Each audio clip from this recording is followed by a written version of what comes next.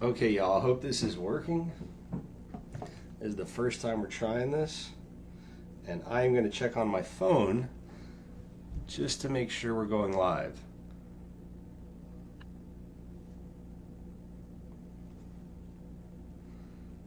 Y'all don't want to see my ugly mug the whole time.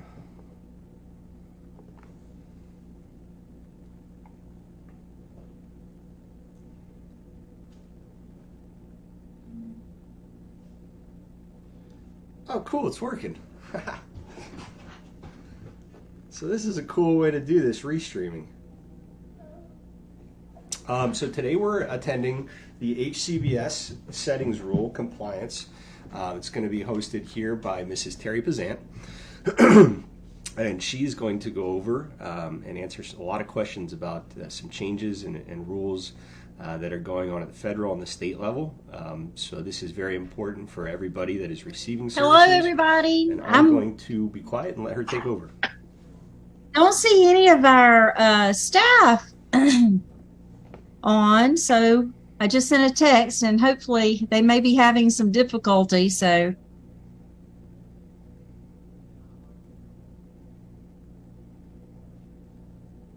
we'll give them just a minute. Hello. Okay, they're at a library and they're having having some challenges getting started. So we'll just give them a couple of minutes, and then we'll have like the bottom floor. some introductions, I guess, from our advocacy representatives, and then we'll get started with the presentation this afternoon.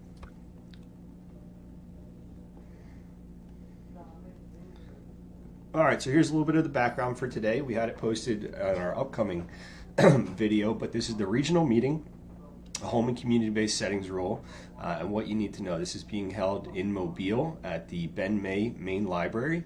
If you'd like to join the Zoom instead of being here on this broadcast on the Facebook channel, you're more than welcome to. I believe you do have to have kind of an admin Zoom. You have to pay for Zoom instead of a free Zoom.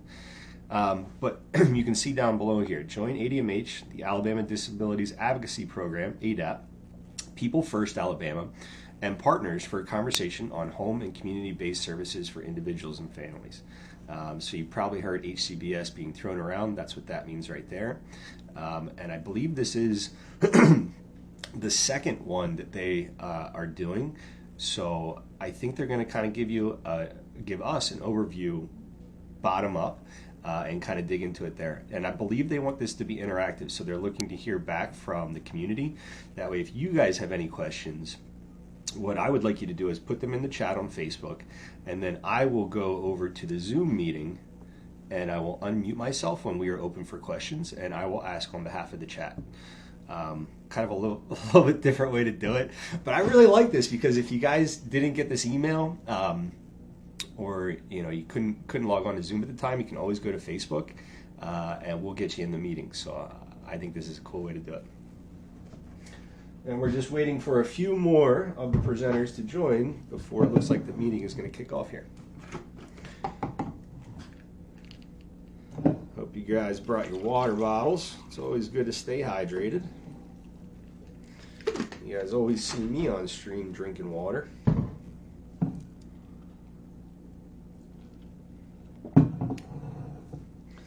I'm also interested to see if this is a good time to stream. We're always trying to figure out the best times.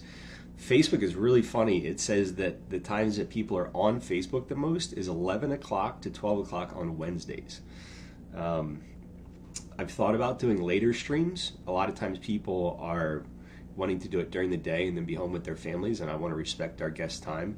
But also when people are off of work, it's like, well, maybe we would have more of an audience with the live. Another thing we're tinkering with is doing like a weekly update a little bit later in the day.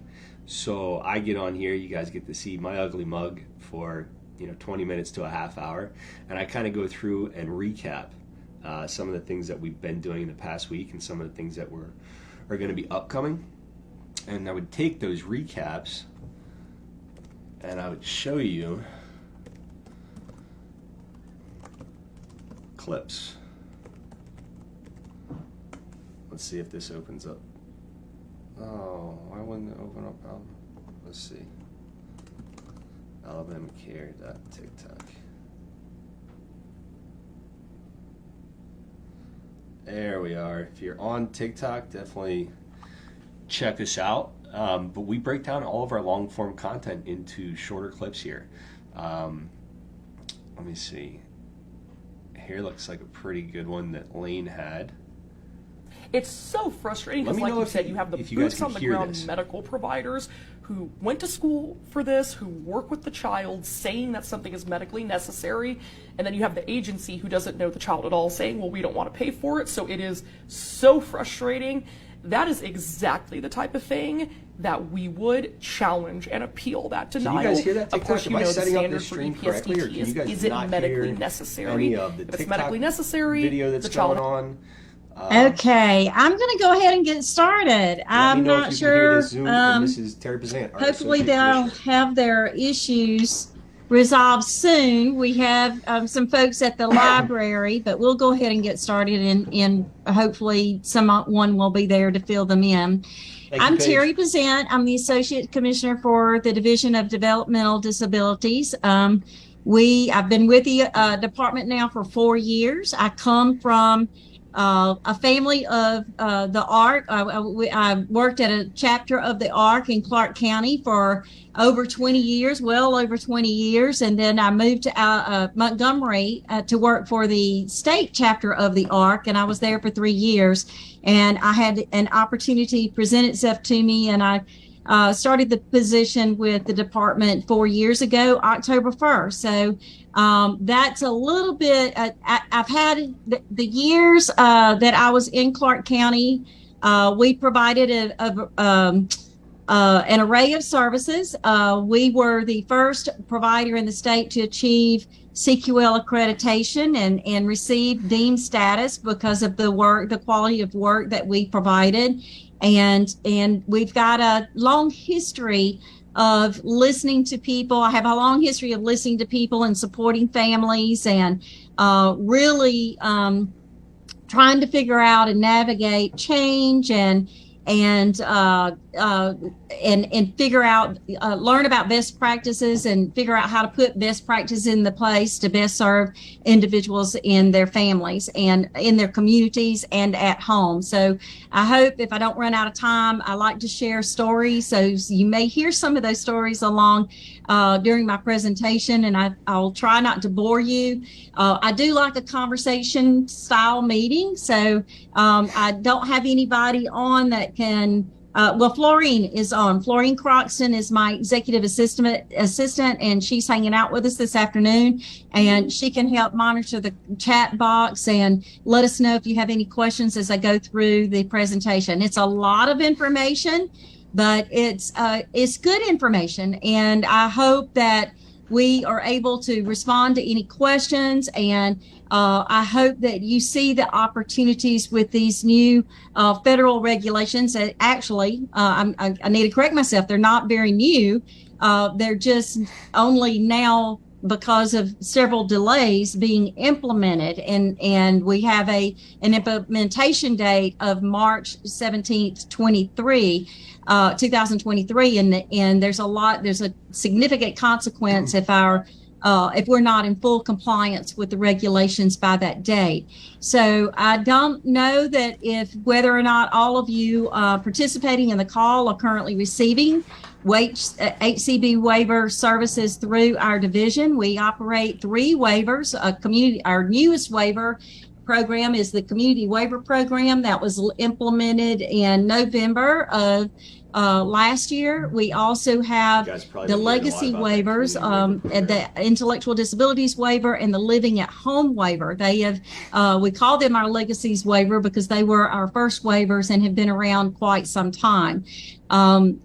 So the Community Waiver Program is offered in 11 counties, and there's a process there where the focus of that waiver is to address the waiting list and it's a total different approach to meeting needs of individuals and meeting needs earlier and trying to support people at the right time and right place with the right services. So that's a whole, and keeping families together and in their communities is a big part of that waiver. So that's the newest initiative that we have. But I want to start off too by saying that if you are currently receiving services through the ID waiver, we've had 2 meetings now, and parents have expressed concern about their day services going away, or if the department is not has no intentions of taking or taking those day services away. If you are in the ID and LAH waivers and you're receiving those services, there's no threat. The only threat to those services not being readily available and accessible, if you are receiving services through that waiver, is the provider network and the significant workforce situation, crisis, if you will, that we're experiencing not only in our state but across the country. It's a national issue, and our department has we've provided a lot of funding, and if anybody wants any details about that, I can certainly share that with you. But we have done a lot more than a lot of states with regard to funding these services through rate enhancement to try to support providers to sustain the services that they're providing. But we continuously hear of day programs closing, and it's just a significant issue with the workforce. And if you live in your communities, then I'm sure that you have those, you understand what that is. If you go to your fast food, local fast food, and you see the employment. Even if your son or daughter has a service and is trying to get that, if there's not Florine, I just received a text from Amy. Could you invite her to the Zoom? I'm not sure how to do that from my... So she was kind of talking just a little bit there. I don't know if I can do that. Can you do that? Okay, and you send it just to her email? You can get I guess so, yeah. But they may not be available because the provider doesn't have anybody. I'm told you can do that from the Zoom, but I'm not sure. So, but anyway, so we'll get started on the presentation. You'll have some folks join us. There's Kathy Sawyer. She is a consultant that's been working for the department for a while. And we'll have some other representatives that can present themselves in a few minutes if they're able to join. So, but I'll start the slideshow. It is a lot of information, and again, please write your I would encourage you to write your questions in the chat if you're on Zoom. That way, we'll have a record. We do intend. After these series of meetings, there's Amy. After these series of meetings, to develop a FAQ and response to all the questions and concerns, and then post that information on our website. I'll type it in the chat on the Zoom call. At the end of the series of workshops, we will also post the presentation has kind of evolved a little bit because we learned something new with each of the presentations. So at the end of that, we'll have a final PowerPoint that we'll be able to post on the website, and if you want to go back and have something in writing. From Montgomery. Yeah. So that's what you're seeing on the screen. Yeah, Paige, that's a big thing. Okay. So, Amy, are you ready to go? That is having the exact same thing. Is advocacy there with you, or did you want to make any introductions? Or about transportation, but the organization kind of backed out. Why is that? I can't. I'm sorry. Where's my Zoom? Yeah, I didn't want that on there. Yeah. All right. So this is our situation. We're here. We've got a room full of people, but unfortunately, our sound is pitiful. So we are looking for a speaker. Our FMAP here in Alabama is pretty high. Speak up. That we get a lot of and we all may have to move closer to the computer, but more money into the disability community. We need to raise. How okay. Are you compete with McDonald's when they're paying more? So I will try to turn my volume up. I don't want to holler. I don't know if it was class training, but we've got this volume as loud as it'll go. I'm not going to shout out the specific one, but Okay. I'm going to put you on mute, Amy, and I'm just going to go with the PowerPoint. Hopefully everybody can see the PowerPoint at least and can ask your questions through there. You know, somehow you can navigate that. I do regret, let me say this too, I do sincerely regret that I'm not there with you today. I told Amy I'd rather be in the room and having this conversation with you than I had be on the other side of the screen. But we've had some things, just unexpected things happen, and I just could not make it down today. But do regret that I'm not there with you. Oh, hold up. We fixing to make a major move. Alabama Care. Well, the only way that we would get more sound if we moved across the hall. And they were having some air conditioning problems. Maybe a little more. If you guys have any ideas, but we can't hear over here. Like, well, I'm unsure about this. What we're trying to do is get those professionals and those experts that have those answers in front of me. If I'm not asking the right questions, that's why we have chat. I always ask on behalf of chat. You got that? We're looking for some speakers. I'm sorry, we just technically challenged. All right. Also, what you can do is you can go to alabamacare.org. We have a okay. For the sake of time, Amy, is it okay if I go ahead and start? Because it's a lot of information, and hopefully you can hear me or we can catch up somehow. So, okay, I'm going to share the slide.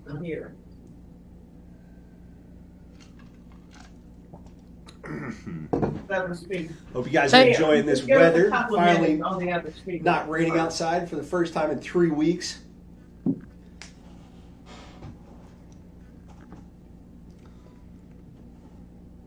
All right, here we go, guys. Buckle in. Pull this over here.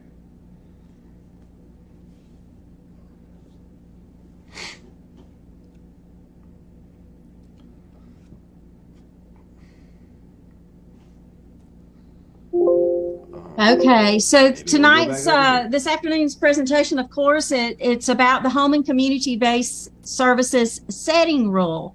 And so we'll talk about, throughout the session, we'll talk about the rules and regulations, how we got here today to this point in time with the regulations, and you know what this looks like in practice. So we'll have there's a lot of information to share, and I encourage you to put your comments in the chat. And if we will at the end of the presentation, we'll entertain questions and try to respond to some of those comments, and hopefully be able to get to everybody's questions during that time. We do hope there are individuals with disabilities that we serve on the Zoom and participating as well, because we would certainly love to hear from you and your experience with these services. And that's, you know, your voice is hugely valuable and is what these rules are all about. So hope you are able to speak up anytime, you know, or just speak up at any time, or let us know when you'd like to say something. So the Home and Community-Based Settings Rule, it's really, it's been a journey to get here today, but it's really, in a nutshell, it's a path for people with intellectual disabilities to achieve freedom, to live the lives that they so choose. And there's a lot in that one statement, but it's considering where we've been and where we are today. It can be a little exciting if you remember some days of past. So the settings rule, how we got here. There were two significant events that occurred before the HCBS settings rule was put in place to ensure rights and protections of people with disabilities. The first was in 1990, and that was the Americans with Disabilities Act. That act was the integration mandate that requires public entities to administer services, programs, and activities in the most integrated setting appropriate to the needs of the qualified individuals with disabilities. The next pivotal moment was the 1999 Olmstead. That was the Supreme Court ruling that held that people with disabilities have a qualified right to receive state-funded supports and services in the community rather than an institution. Alabama, as some of you may or may not know, is one of the first states to close its institutions for people with developmental disabilities. Partlow Developmental Center closed after 88 years of isolating and segregating people from the community. And that only happened 2011. That doesn't seem, well, that's 11 years ago, but that's not that long ago if you stop and really think about it. So here we are. The next thing that happened is CMS, when we had this transition from institutions to communities, the individuals receiving those services in communities said, we still want it to look different. We're still not able to do things in the community that we feel like we should be able to do. We don't have the supports to go and for somebody to take me back and forth to work, or live independently in my own apartment, or stay with my family, get support so that I can stay with my family. So the CMS began a conversation. They had stakeholder work groups and that included people with disabilities, and they started this this conversation with these stakeholder work groups that lasted for I think 5 years or so. And so it didn't happen, that these rules and regulations didn't just happen on a whim. We have evolved our supports and services to people with individuals with disabilities, and then we really sat down and started listening to what it is they really said they needed and wanted for to be able to live that life that they felt would give them the full benefit of living in the community as people without disabilities do. So that's how it all started.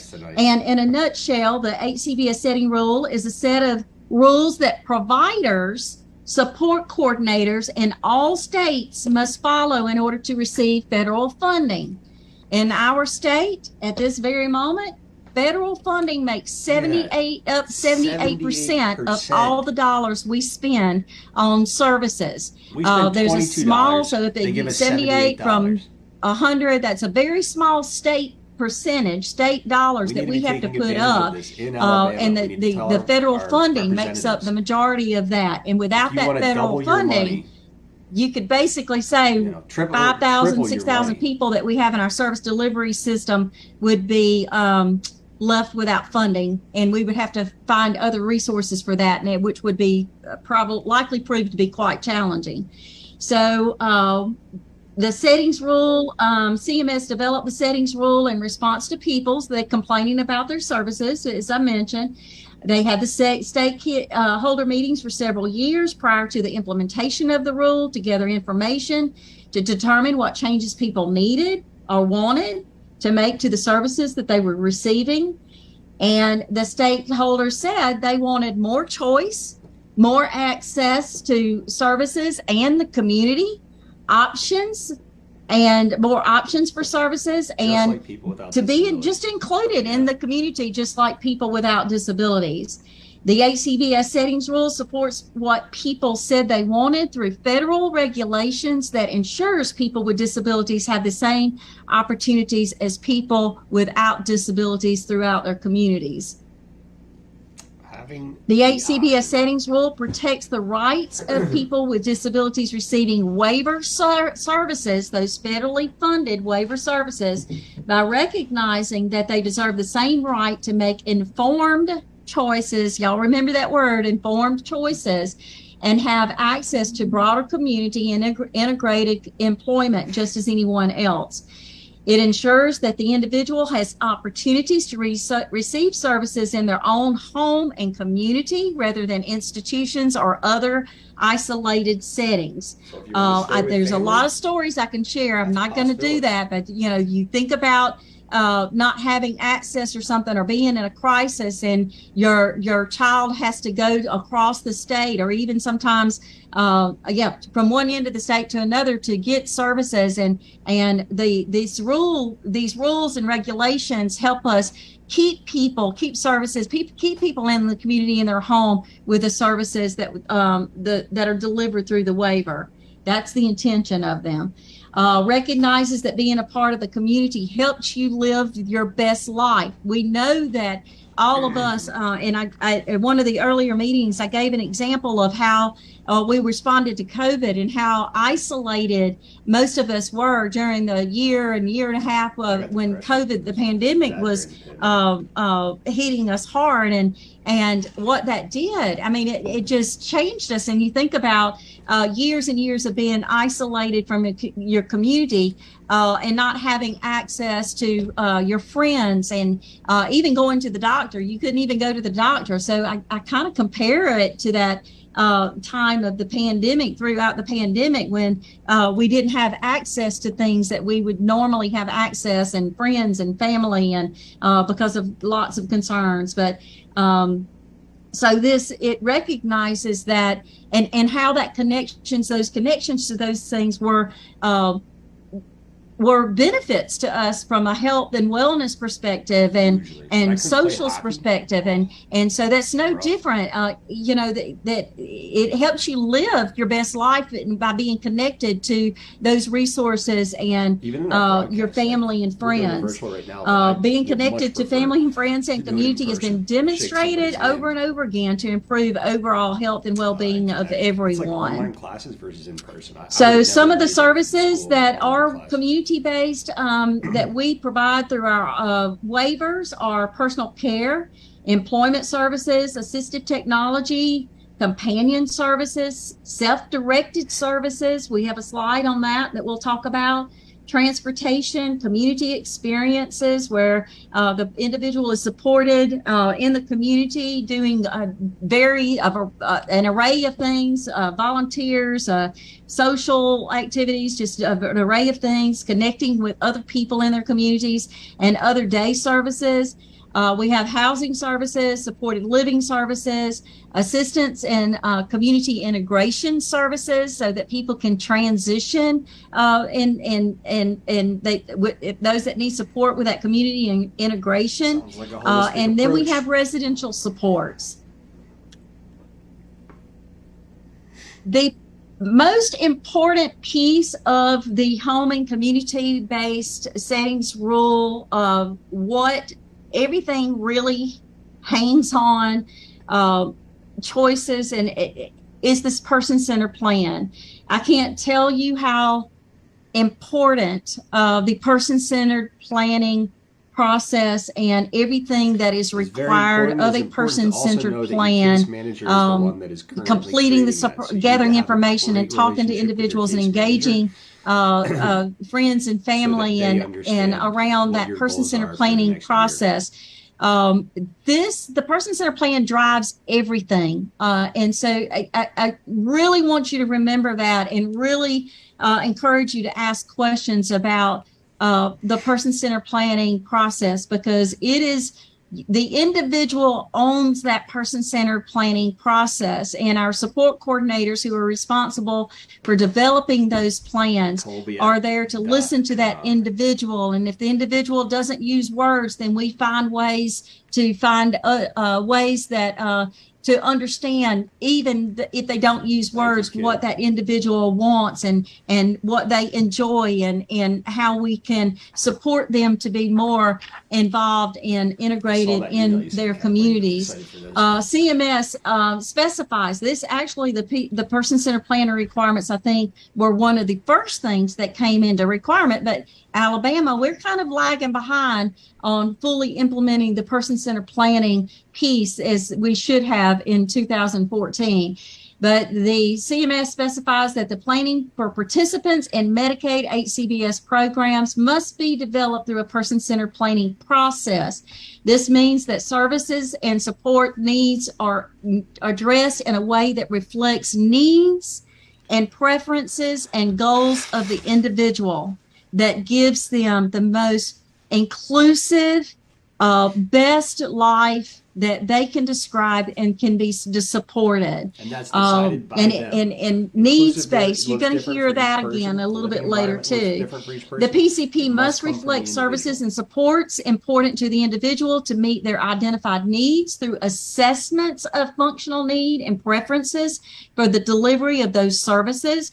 It's not always just about a service. I can give you a service, but it may not meet the very need that you that would support you to live your best life.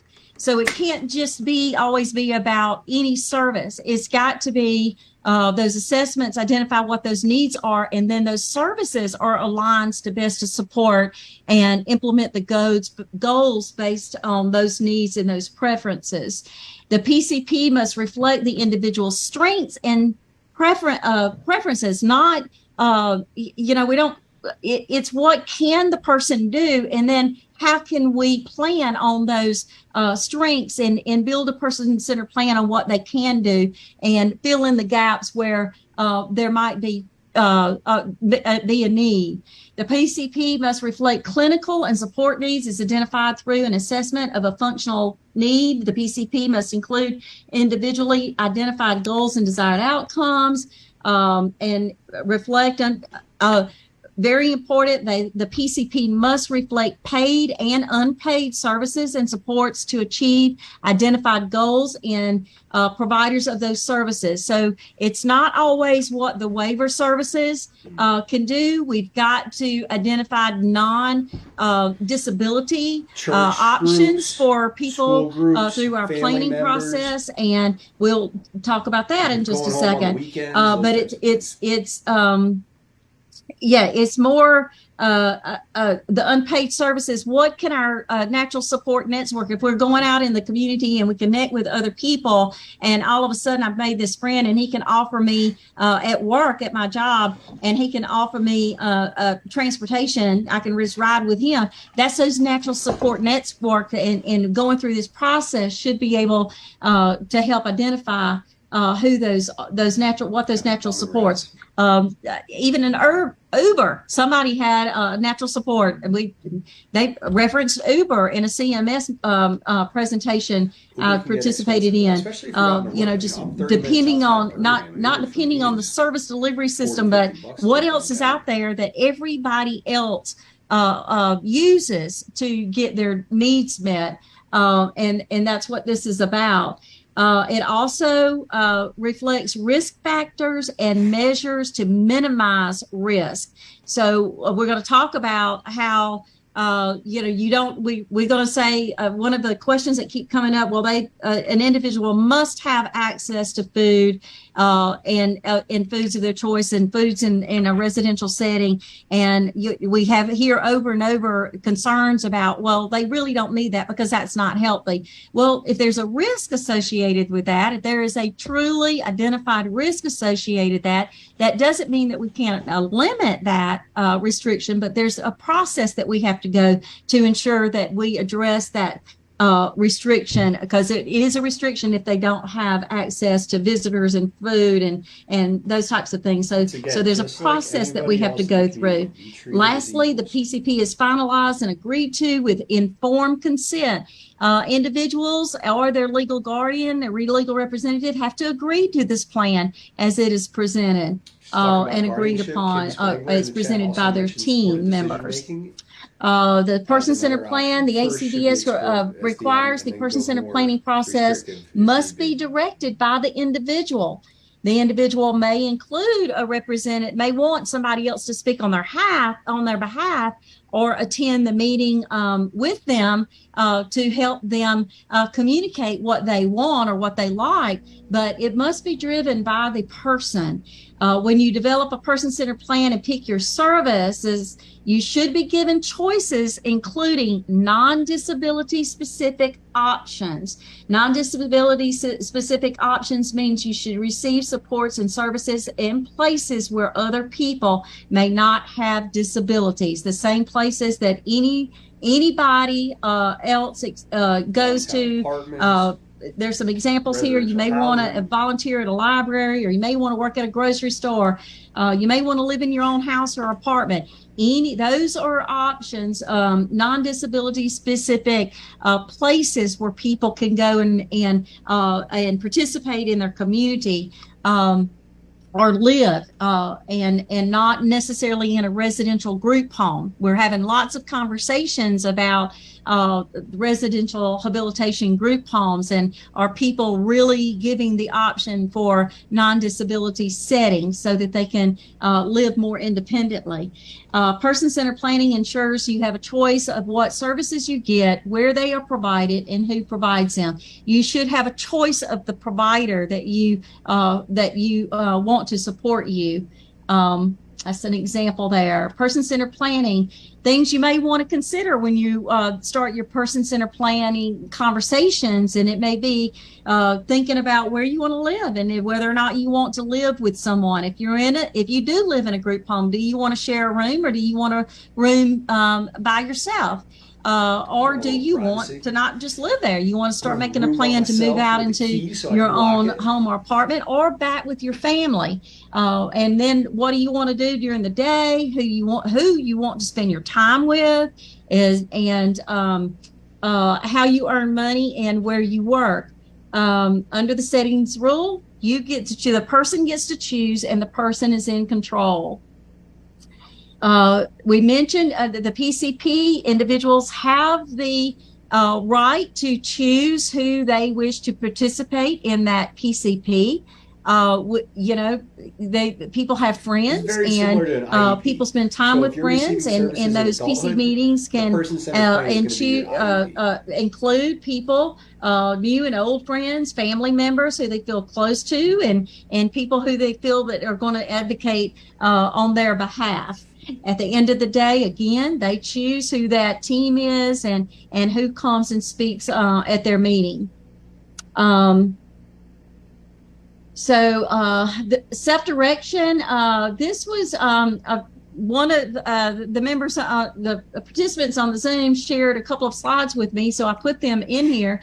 And self-directed services, we don't talk enough about self-directed services, and that's another thing that we've had questions about over the last two meetings, is what is self-directed services. And that is where an individual with a disability or their family member could act as an employer of record, and they can actually hire and terminate the staff that work with them. They can, if they want this service, they can. They get to control the service. Who they hire, the staff that work with them, and they direct what that staff does with regard to supports and where they go during the day and the different activities. So you can do a combination of things. It's not all exclusive. You can have a combination of self-directed services where you've got control over, say, personal care, and you want to hire the people that come into your house and work with you or take you out into the community. But you also need the service over here, some assistive technology or something like that, that you can access through the legacy waivers. And your support coordinator should know all about these services and these different options of services. Again, self-direction, it's very important to know that it's all about you controlling who provides you services and supports, and how they provide those services and supports,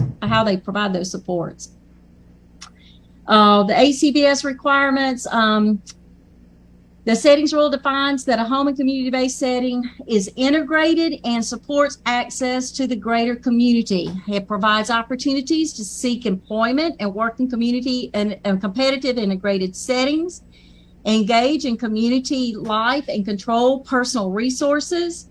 It ensures the individuals receive services in the community to the same degree of access as individuals not receiving Medicaid in home.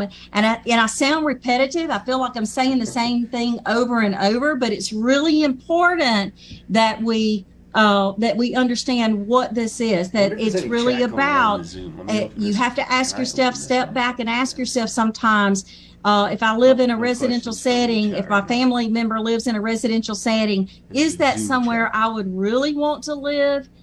Or would I rather live in my own home or place?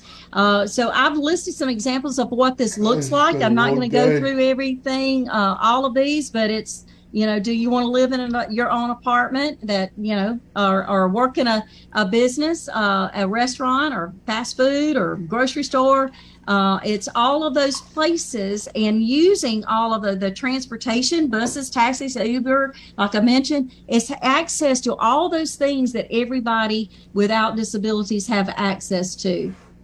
It's important to know that the HCBS rule, it ensures individuals' rights to privacy, dignity, like DMH, respect, ARS, freedom, and from coercion and restraint. To give you those services. Sometimes it can be painful. It optimizes individual initiative, autonomy, and independence in making life choices. To get those it facilitates individual choice regarding services and supports and who provides them. What does this look like? It's very important that we talk about dignity, the rights of an individual's right to privacy. We'll talk about one of the rules in just a second about the individual's right to lock their door if they are living in a group home and they are paying a room and board for space. They have the right to that privacy in that space. Not just privacy to have a telephone conversation, but they have a right to a place, and they have the part of the dignity and respect. They have right to be treated with respect, and staff should knock before they enter on the door and be courteous and respectful and use appropriate names and call you by the name that you prefer to be called and all of those things.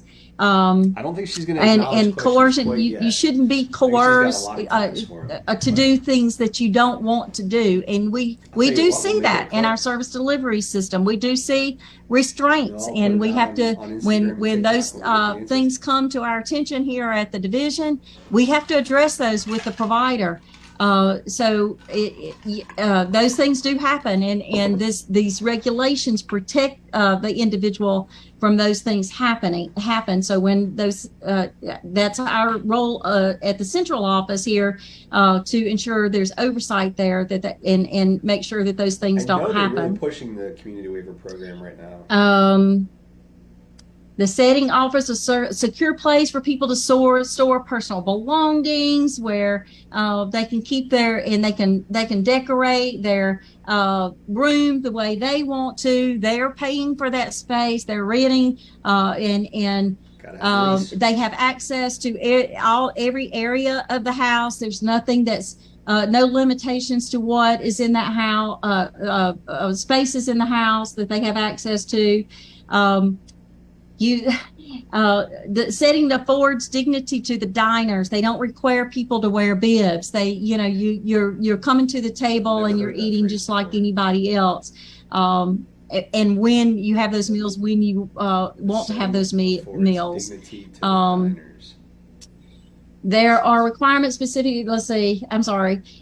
Lease requirements. The agreement between if you're have someone living in a residential setting, then there has to be an enforceable agreement, a legally enforceable agreement. That can be a lease or that can be a residency agreement, something that provides those protections that from eviction, according to Alabama state law, Susan lease law. Is the president of People First there's Alabama.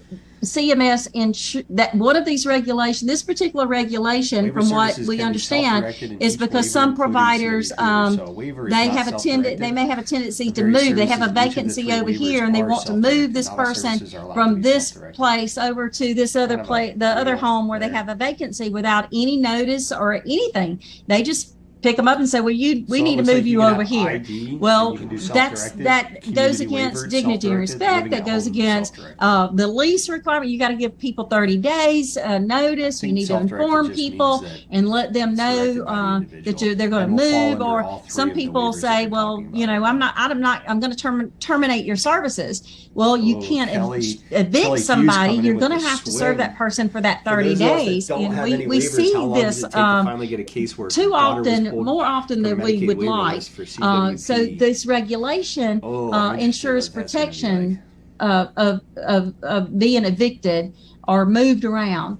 The setting ensures that people have privacy and choice of roommates, freedom to furnish and decorate the unit, ensures people have freedom and support and control their schedule and activities, and access to food at any time.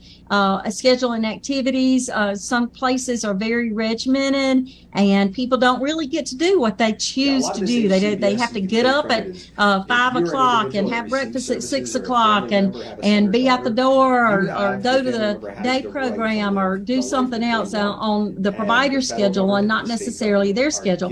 Well, if I live in my own apartment or if I live on my own, I don't have to do that. I can sleep late if I don't have to go to work. So that's what that's about.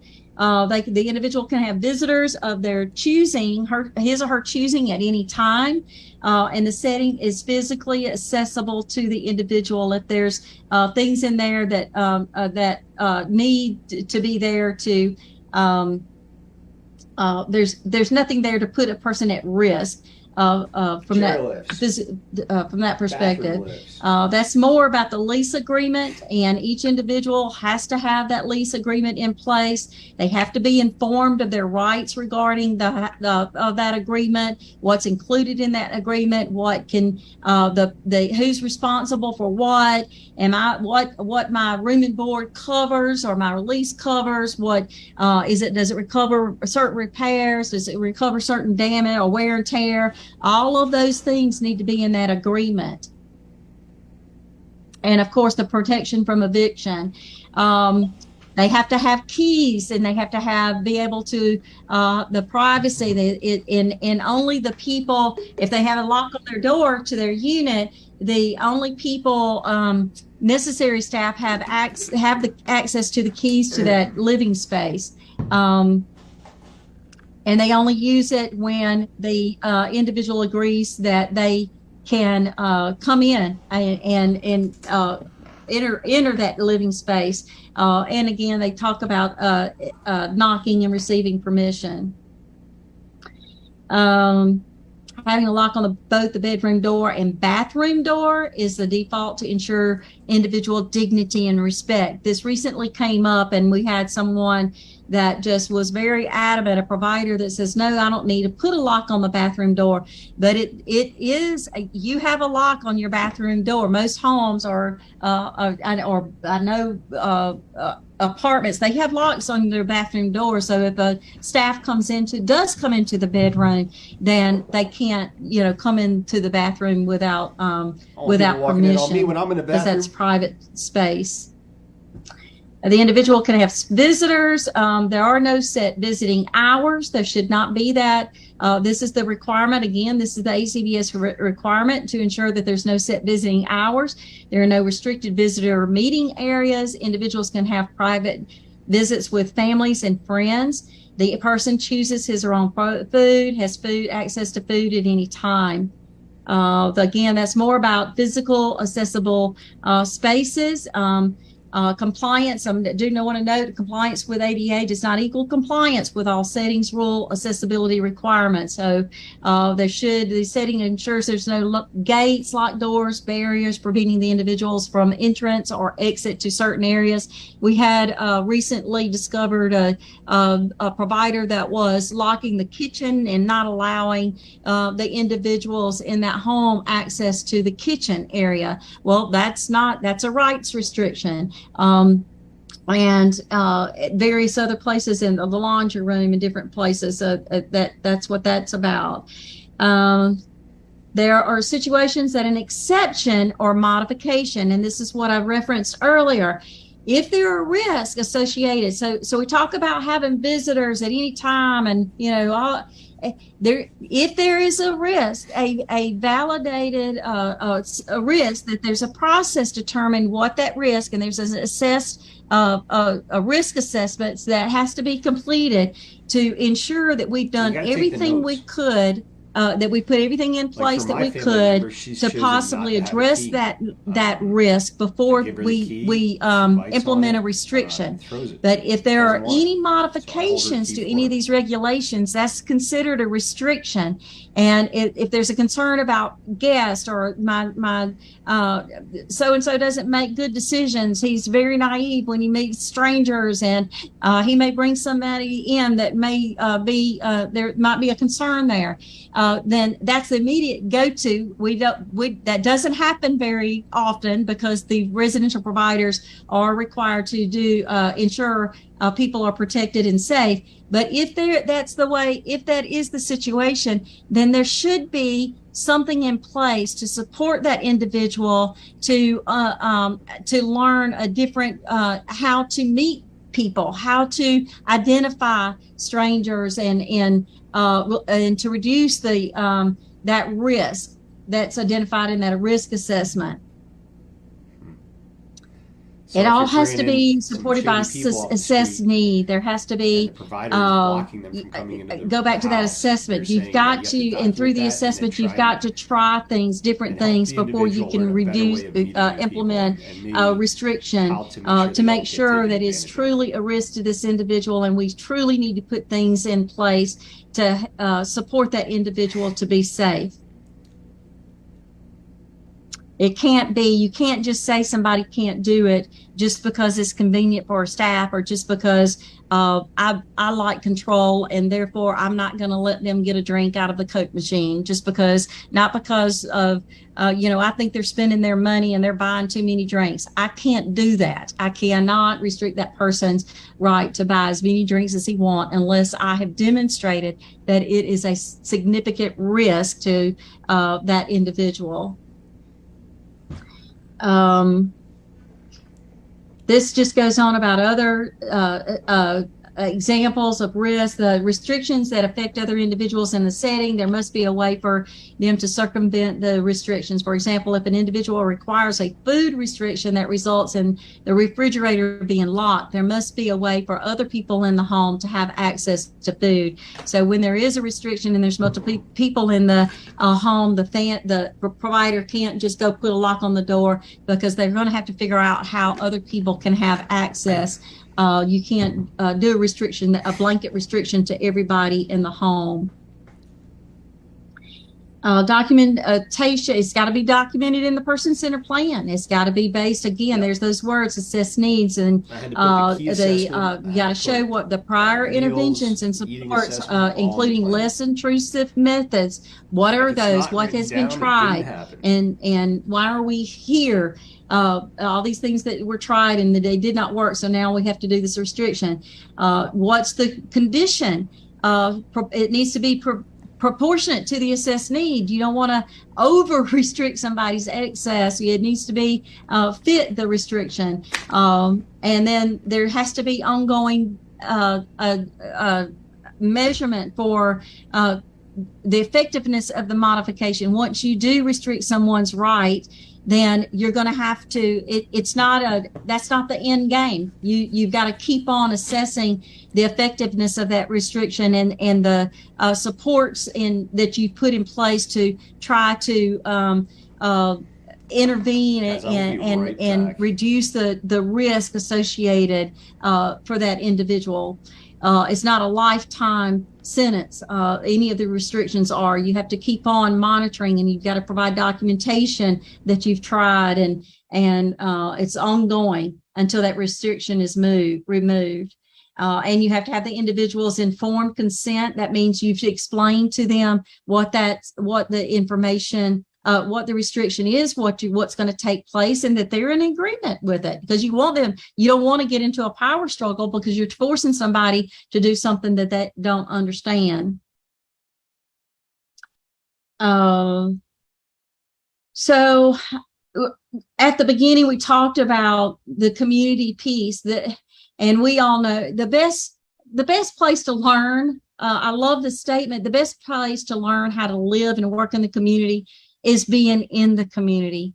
And that's why it's so, so important. The whole philosophy of community integration and self-determination, all of those lead to learning opportunities, and without exposure to these things, you will never know what a person can do or how successful that they can be. And so that statement is very important. And what does it look like? It means hanging out with friends in the community, at the coffee shop, or at the, going out to eat for lunch, or going to the park, or bowling, or doing different activities, volunteering. We have a lot of providers who are engaging individuals, supporting individuals to volunteer at food banks and just different things in different areas of the state. Assisting individuals to develop meaningful relationships with others in the community, continuously supporting them to meet people and truly engaging with people, not just going out and going shopping and think a lot of the providers, we use the term going on an outing. Well, going on an outing is going on an outing. That's not necessarily engaging and supporting the person to engage with people while they're out in the community at different places. That's the way in developing appropriate social skills and engaging in social interactions instead of just role playing back at the day program where we're just going to pretend that we're out in the community. That's not how that works. That's not how people learn. That's not how we learn. It's really getting people out in the community and giving them the opportunity to engage with others, allowing individuals to practice their skills in the community, this is an example of purchasing things, becoming involved in activities that they're interested in, going to a dance class, art class, volunteering at the Sunday school or nursery. We had individuals that volunteered at the Sunday school nursery in Clark County. Working is another thing. You don't know what people can do until they are giving the opportunity, and you learn from others in those workspaces at Publix and these different places, but the people have to just, it's about having the opportunity to do those things.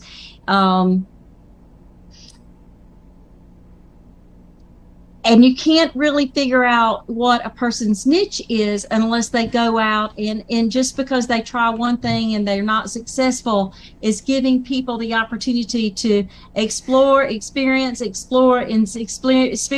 until they really find their niche and what it is they enjoy. A lot of times I hear, well, we tried that. We don't want to, well, it didn't work. He didn't like that. Well, you don't ever give up because he may not have liked this, but then there may be some other opportunity. You've got to keep working towards that, finding that fit and finding, and you just can never give up, exploring what people enjoy and what people can do. And then, of course, being paid at a rate compared to those people without disabilities in the community, or at least minimum wage. We have in our state come a long way. We used to have over 20 sheltered workshops. We're down to 3 in Alabama now. And I don't know, a couple of those aren't even connected with providers in our provider network. Our buildings should be places for people to come and go, not stay. What does this look like? People's interest or match with other individuals receiving services to form like groups. So a formal process for individuals to create the schedule. Their own schedules should be in place. Providing transportation and training that people can go out in individually and leave one place and go into the community instead of going to the facility. We have some providers who have closed their day programs to try to spread out their services and provide more opportunity for people, and they go pick up the person from the home and they go out into the community instead of going to a facility. So you're engaged in that. They may want a couple of days of that, and the other days they may not want. So what we're hearing is really successful, some successes where people are they're getting the amount of services. They're not going to a very structured and Monday through Friday, 9 to 2:30, because when you really listen to people, they want to be with friends, but they may not want to be at a friend in a facility. They may want to be with a friend out doing going to the movies or going and doing other things. Dignity of risk is huge. You cannot, you have to afford people the opportunity to make their own decisions. And that's the only way we learn. And that's the only way individuals that we serve will learn. There's opportunities for that develops their autonomy and giving them the opportunities to experience different things and really be able to define life how they want to live it, and you can't do that unless you approach that from let's explore this, let's explore that, and giving them the dignity of risk and allowing them to make choices. One of the examples I think was about going on an amusement park ride and knowing that the person was going to get sick, but they wanted to go on the ride, and guess what? They ended up not getting sick, but it was that dignity of risk and affording them and letting them know, well, if you do this, you may get sick because you're prone to get dizzy or whatever, and you might get sick. But giving them the dignity of risk, affording them that opportunity, and guess what? They didn't get sick. Informed decision making, really, we don't spend often enough time really explaining things to people. We think we are the gatekeeper, and we don't give people enough information. We're in the business, want to get busy, and we see this over and over where we don't really sit down and explain things very well to people so that they can make and in a way that they understand, so that they can make informed decisions. That's a little bit more about that. This is another slide about dignity of risk. And yes, it's the provider's responsibility to assure safety and that individuals, but it's also the responsibility that they have the right to make decisions about their life, and that they're not controlling everything that they do every minute of the day. We all make decisions that are not always the healthiest or safest decisions. And so we have to afford people that are receiving our services the opportunity, those opportunities as well. And that we have the umbrella of keeping people safe, but letting them explore is very important. When these conflict, the team must consider the severity of the likelihood of potential negative outcomes against the rights of the individual and limit those rights only when they're truly necessary according to the settings rule. The team has the responsibility to consider every possible way for the individual to carry out the decision that they're making.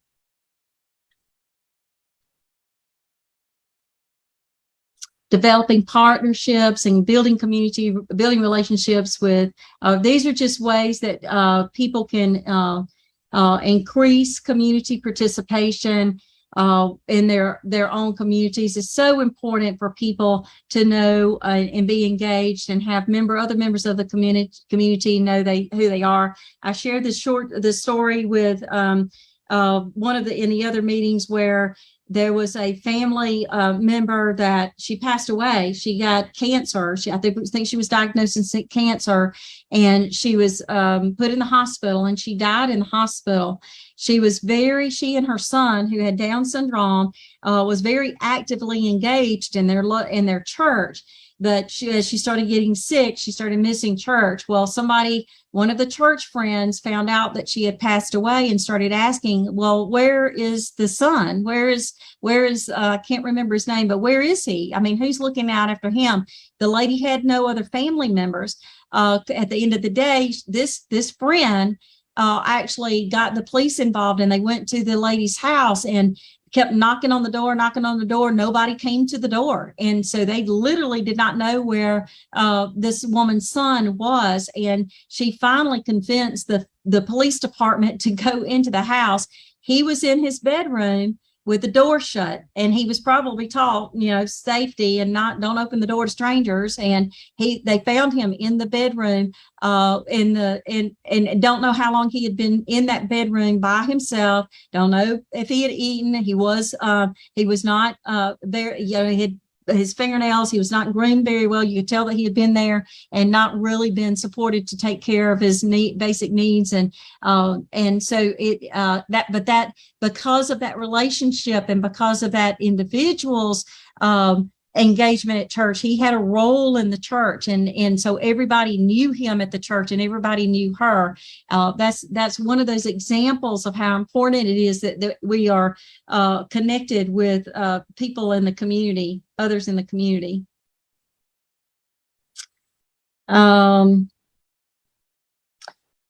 This is the former practice. This is the new practice. This is what the rule does. The old practices, practice skills in the facility, role playing. The new practice is actually giving individuals experiences, real life experiences in the community, bringing people, visiting people coming into the facility to do art projects or activities. And the new practice is actually taking people to the community and supporting them to participate in art classes. Be employed.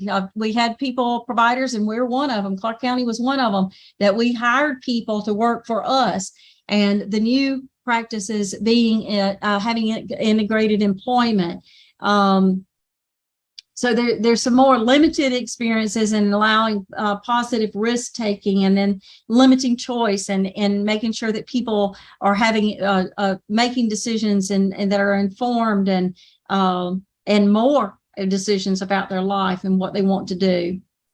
So getting towards the end, I appreciate you staying with me. That the full compliance with the rule is March 17th, 2023.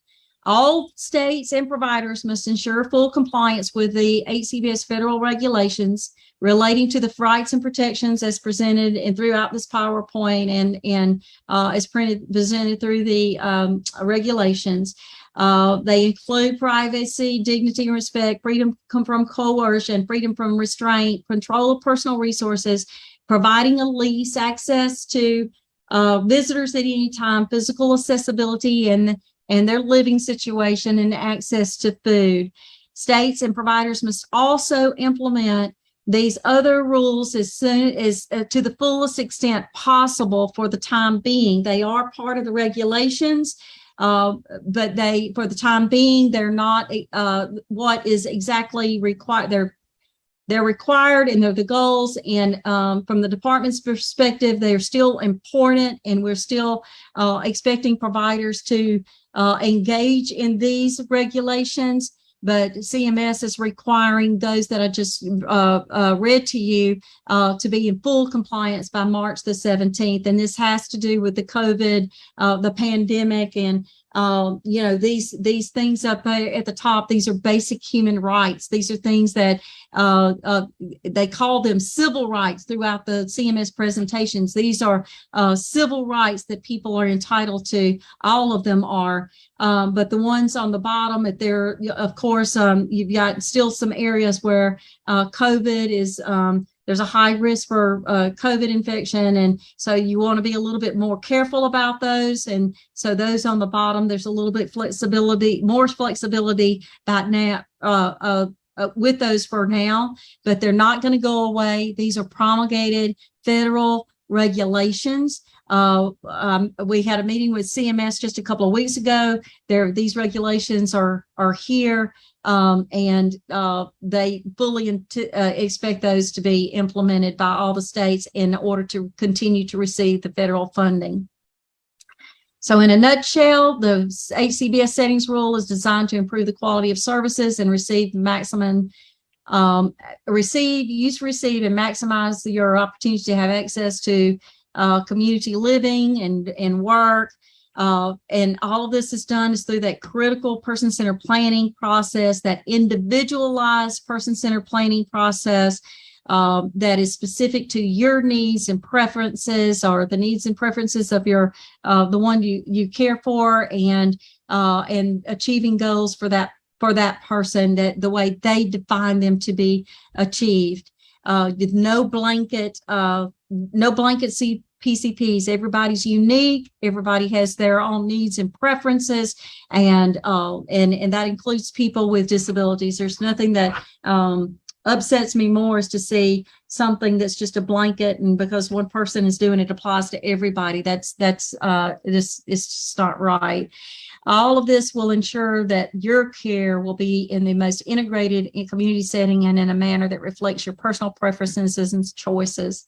So the last thing, okay, so Amy, I'm going to open it up to those in your room that may have questions. I know that was long, and I apologize for that, but it's so important that you have all of this information, and that, you know, there is some repetitiveness to it, but we really wanted to ensure that you had a good understanding, and I hope you had the benefit of some of those, the way that was the rule was communicated, and that helped you understand these regulations.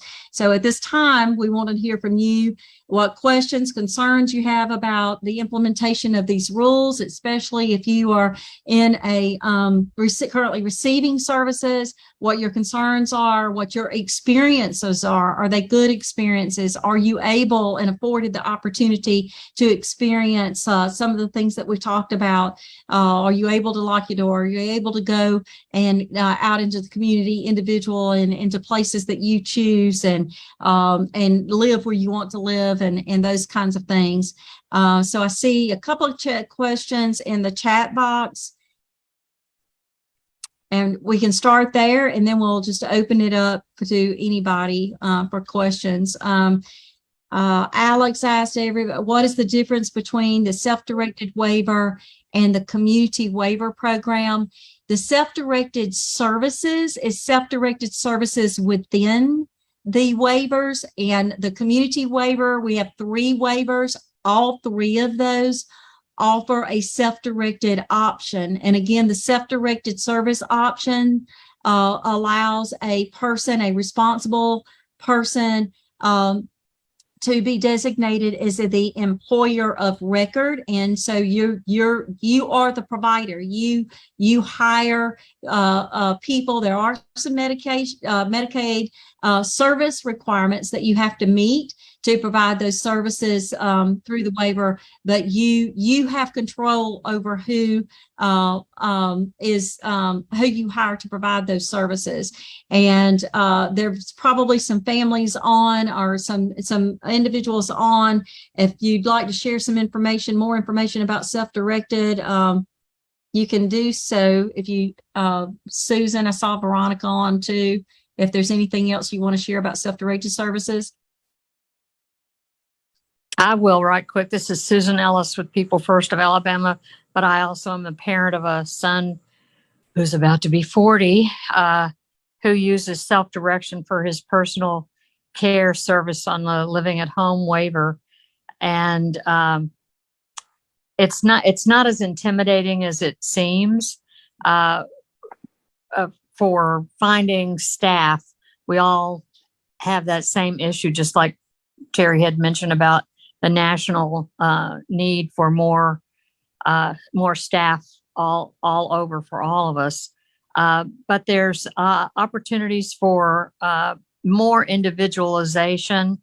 You don't have that middleman of the agency. It's a relationship that can deepen, and that individual may turn out to be such a good fit that they're almost like family to you, because they're probably going to be in your home with your loved one. And of course, your loved one is going to be spending some time without you with that person too. So it's a way to make sure they're trustworthy and they're the right fit for your family.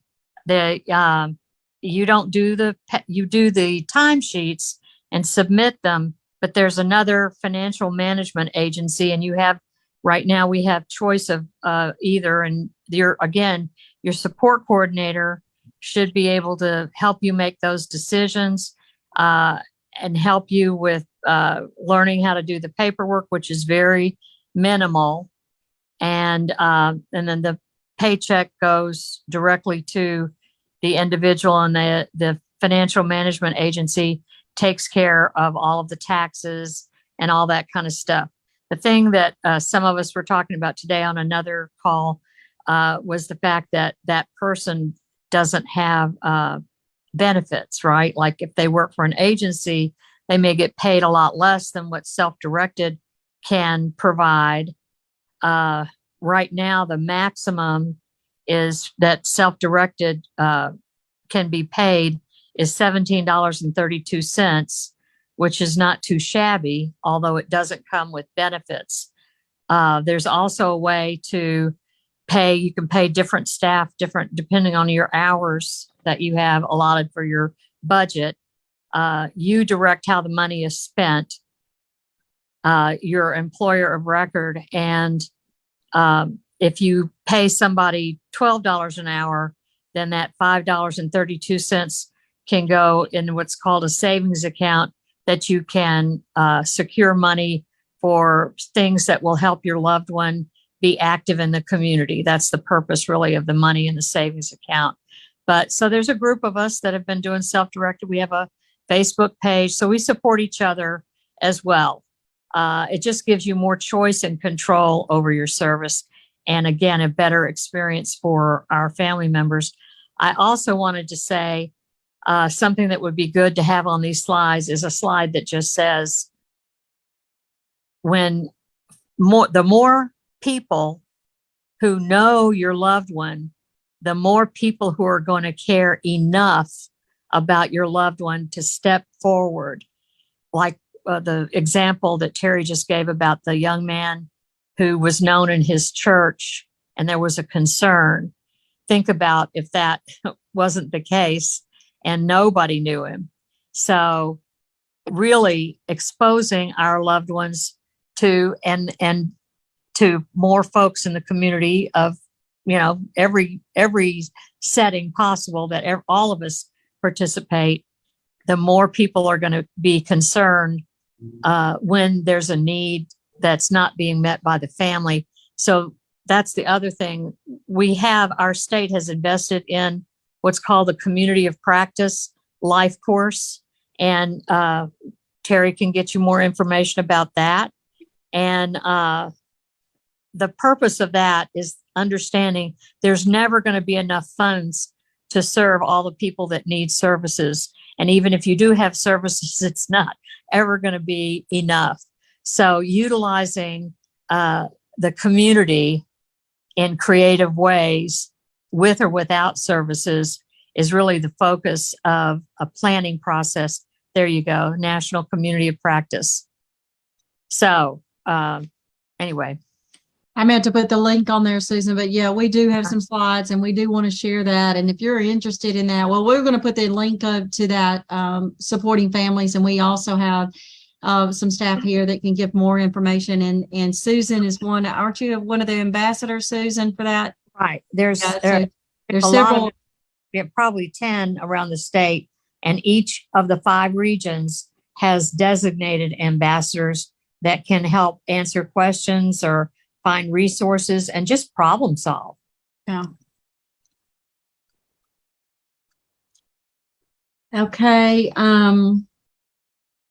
Any comments, more comments about the self-directed or anything Susan said? Just open it. To what extent are guardians involved in decision making? The guardians are very involved in the decision making. You do have in Alabama, you do have the final say. I guess you could say it that way. Kathy Sawyer is on here. She's the in-house expert on the guardianship regulations, and she actually has questioned some things too. But we encourage you to still explore opportunities for the individual that you are guardian of. And what we've seen some things that where individuals have decided, families or guardians have decided, well, if I can't have this service, then I will just, we just won't have any service. Or if I can't have this staff, this specific staff to work with my child at the day program or different things, then they say, well, we'll just stay home, and he can just stay home. Well, that connection with friends and community, there's such an array of services that can still engage, support that person in the community, and give them opportunities for individualization and just and not be isolated. And I'm not saying the person was well, in this situation, he was isolated at home. It was either the day program or nothing. And that's not a place that you want to be either. So there's an array of services through the waiver that if something's not available, I encourage you to talk to your support coordination, how other services in the waiver can meet your needs as well. So just leave it at that, and that so the guardian does play a role in that decision making. I don't want to mislead anybody here. Jeannie Luggs, what are the department's plans to use or utilize charting of the life course tools and discovery of what services are really wanted by the consumer? Anybody can use that, or any family can use that. It's available. As Susan just mentioned, there's ambassadors around the state that can engage with families about doing that. That is not it. Our person-centered plan and our person-centered planning process has some elements of the charting of the life course tools. It's kind of a combination of several different ways to discover what people want, and but that's always an option, especially with young children or transition age youth and aging caregivers. There's some excellent tools through this charting life course. Some excellent toolkits out there for those specific age groups that really explore, community options, or different provides you a different way of looking at identifying supports and things that you have not even thought about.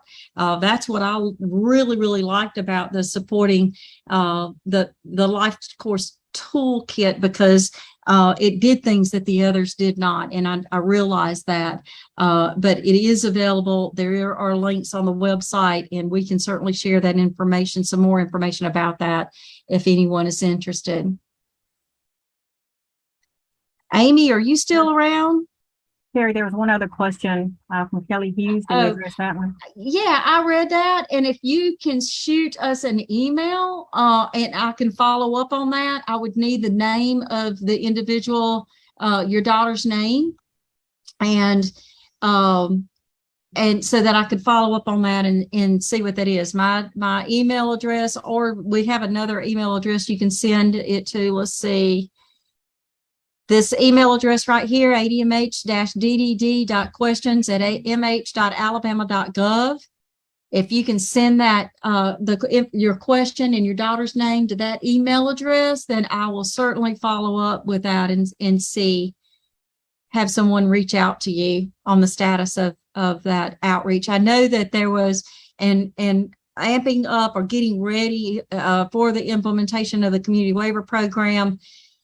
We didn't think if CMS was ever going to get to the point of approving it. We just, as a matter of fact, we kind of got deflated a little bit towards the end there, because they kept delaying and delaying and delaying. So we did some outreach to try to figure out, okay, when we do start thinking we're going to start in January, February, and then it just kept getting pushed out. But when we did some outreach just to kind of figure out, okay, we got to have providers in place, and we need to have them in place fairly quickly. So we did some outreach, and and tried to see what people's needs and support, vision for supports were and services were.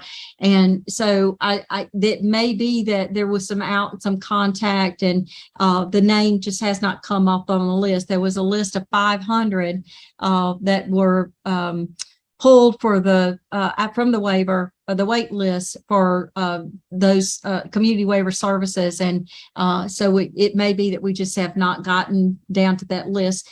The enrollment has been slow for a lot of reasons. Again, it's the provider network challenges with workforce and some other things that we've discovered along the way. And we are seeing those pick up now. We've worked out some bugs, and we have seen some enrollments pick up. They're starting to pick up pretty steady. And so it may be that we just have not gotten to her. So, but if you'll send me her name, I'll be glad to look into that for you. All right, Amy, I know you had a room full in Mobile at that library. Are you where you can?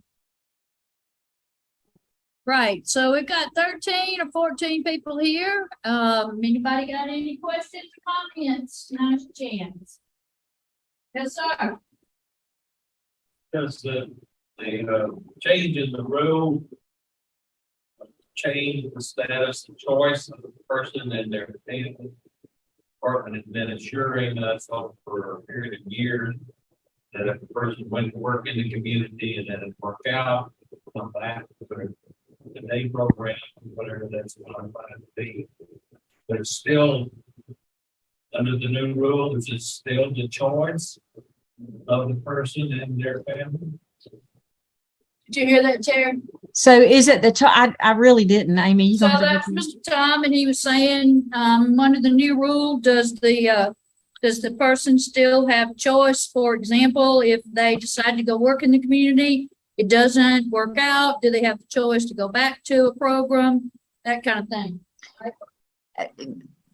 This is all about choices, the individual's choice. And it's about exploring opportunities. It's about, there's nothing that's going to prevent somebody, if they go out and they try something, they can't come back. And as long as they're receiving on the waiver, of course, that doesn't limit someone's ability to choose a different service. I just, we do have a very, very few. We lost 2 facility day providers just in the last month, and there's just significant challenges in that. And I just, just want you to know that I'm being very transparent here. And so we do have some challenges building up some of the services in certain areas of the state. That's another challenge. And while we're steady working on it and trying our best, we've even hired an individual who is going to start the 16th of this month to focus on our provider network and hoping to build some services where things like personal care is a shortage and some other services, and that's her focus. But yes, you do have, if you go out in the community and get a job, yes. I mean, this is not about forcing anybody to do something they really don't want to do. It's really about exploring, truly, and exploring and making sure that people have the opportunity. And sometimes, like I said earlier, you may try something one time, don't like it. That doesn't mean you pack your bags and go home. It means that I didn't like it and I might want to try something else. Show me something else that you got, Betty Landry, I see your hand up. Yes, I just wanted to know, can you put these PowerPoint slides on that self-directed Facebook page under files so everybody can have a reference to them? At the end of the series there's 2 more stakeholder meetings after this one, and I think the last one is September the 29th. So we will be posting these to the website in probably October, along with some FAQs as a result of everybody's comments. We'll pull all those together and we will post that on the website, and there you can download that and put it on your social media. Susan knows how to do that, so Susan could could probably do that. Guys, it seems like we're winding down here. There's a few more questions. I have a hard stop here in about a minute or two. So Terry, we'll hold on, go we've ahead got and a end question the here. broadcast then. But it looks like we've had quite a few questions and interactions today. So I can reach out to ADMH and see if we can do this again next time. I want to thank you all for being with us here. You know, we'll try and get you the content that from both ends, from individuals to state and organizations, and from state and organizations to individuals. It's tough to navigate this stuff, but we can do it as a community. So appreciate your support. No, that's got to be it for me, guys. I got to leave today, and we'll upload this video to YouTube.